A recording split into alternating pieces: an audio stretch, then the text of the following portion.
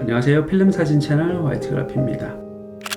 오늘은 필름 사진을 하면서 제가 핸드폰에 깔아두고 필드에서 유용하게 쓰고 있는 필름 사진 관련 어플 3개를 추천드리고자 합니다. 3개 중에 비록 2개는 유료긴 하지만 커피 한 잔 값 정도 되는 가격밖에 하지 않기 때문에 실제로 써보시면 그 값어치에 최소 10배 정도는 이상 하기 때문에 한번 깔아서 써보시기를 추천드리고요. 소개해드리는 앱 3개는 모두 짧게는 6개월, 길게는 5년 정도 제가 직접 현재 사용하고 있는 앱이기 때문에 여러분들께 자신있게 추천을 드리고자 합니다.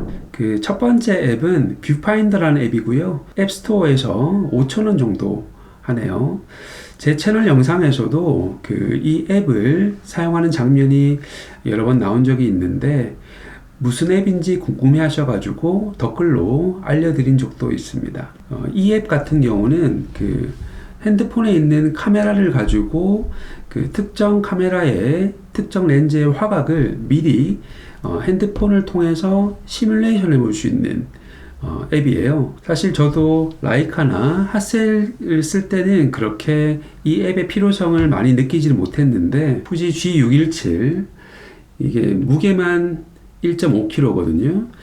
얘를 쓰기 시작하면서부터 무게가 있다 보니까 배낭에서 넣었다 빼기도 여러가지 번거로운 점이 있고 또 들고 촬영 포인트에서 구도를 잡는 일 역시 만만치 않은 일이더라고요. 그래서 이 뷰파인더 앱을 이제 설치해서 사용을 하고 있고 이 가장 큰 장점은 아무래도 이제 필드에 나와가지고 그 앱을 킨 다음에 이렇게 구도를 미리 핸드폰 화면을 통해 가지고 확인할 수 있다는 점입니다. 그래서 구도를 먼저 확인한 후에 이제 삼각대를 설치를 하고 배낭에서 이제 카메라를 비로소 꺼내서 마운트를 한 후에 촬영을 하게 되면은 촬영 프로세스가 훨씬 간편하고 편하더라고요. 또 한 가지 추가적인 장점이라고 하면 핸드폰은 늘 가지고 다니잖아요. 그래서 평소에도 굳이 카메라가 없더라도 이제 촬영할 만한 포인트가 보이면 이제 카메라를 꺼내서 구도를 확인해 본 다음에 적절한 구도다 싶으면은 추후에 장비를 제대로 챙겨서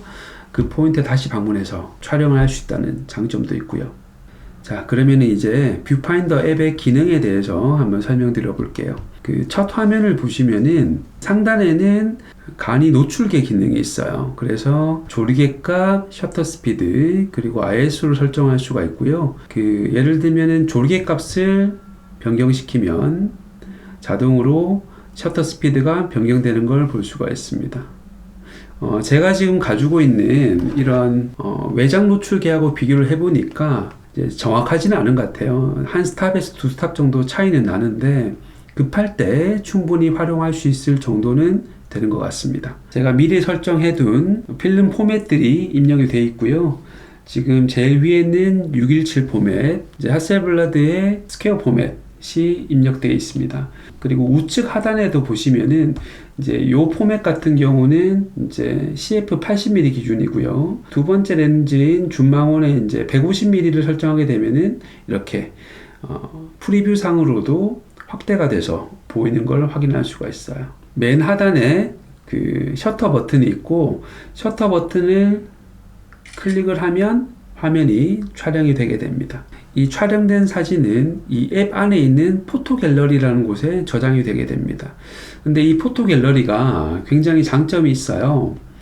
보시면은 지금 제가 방금 촬영한 사진들이 이제 여기 화면 안에 보이게 되고 촬영값 아래에 이제 노트를 입력할 수 있게 되어 있어요. 제가 이 앱을 쓰기 전에는 촬영한 사진의 그 촬영 정보를 별도의 그 핸드폰 내에 있는 노트 앱에다가 이렇게 기록을 했거든요. 이게 한계가 있는 게 뭐냐면 시간이 좀 지나고 나면은 어느 장면에서 이 샷을 촬영했는지가 넘버링을 해두긴 하지만 굉장히 번거로운 작업이거든요. 근데 이렇게 별도로 입력할 필요 없이 바로 현장에서 찍은 사진 밑에다가 예를 들면은 조리개 값 예를 들면 45 셔터 스피드 250초 필름 정보도 프로비아 100 이렇게 기록을 해둘 수 있기 때문에 추후에 필름 촬영 정보의 관리에도 굉장히 장점이 있는 그런 앱이라고 할 수 있겠습니다. 자, 이제 두 번째로 소개해드릴 앱은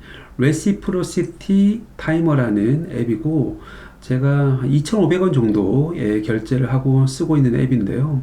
필름은 그 특성상 상반칙 불개라는 현상 때문에 보통 1초 이상의 노출값을 주게 되면은 적정 노출값보다 조금 더 긴 시간을 노출값을 주어야 이제 적정 노출로 기록이 되는 현상이 있습니다. 그래서 그 노출 시간에 대한 보정이 필요한데요. 그래서 저 같은 경우도 이 앱을 쓰기 전에는 이렇게 별도로 필름별로 노출값이 적힌 메모장을 이제 늘 가지고 다니면서 그 참고해서 노출값 보정을 했었습니다. 그런데 여기 이 앱 같은 경우는 자동으로 이제 그걸 계산해 주다 보니까 굉장히 촬영이 편리해졌는데요.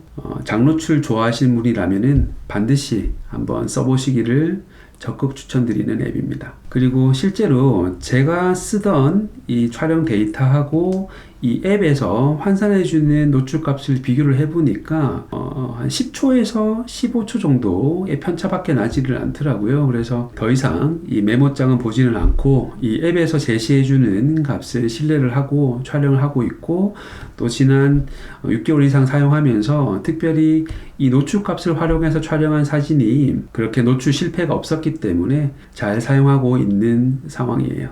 예를 들어서 제가 쓰고 있던 노출값하고 한번 비교를 해볼게요. 지금 FP4 일포드 필름 같은 경우는 한번 여기서 찾아보면 여기 FP4 플러스 필름이 있고 15분의 1초를 상정해 볼게요.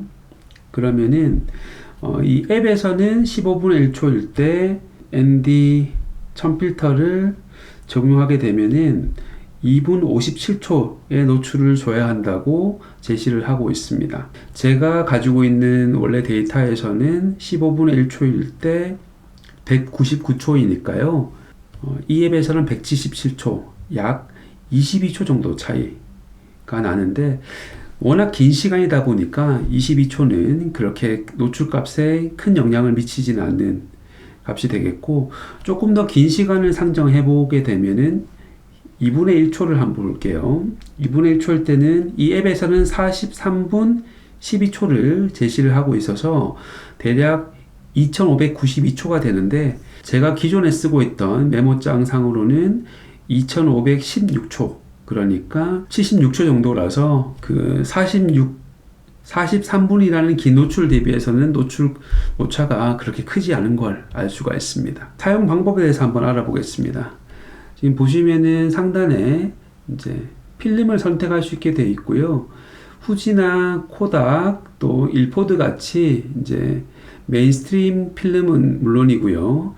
시네스틸이라든지 또 포마판 같은 서드파티 필름들도 상당히 많은 양을 포함하고 있어요. 그래서 예를 들면은 제가 촬영하고 싶은 필름을 이렇게 포트라 160으로 설정한 후에 우측에 있는 익스포저에 있는 그 노출값을 우선 설정을 해줍니다.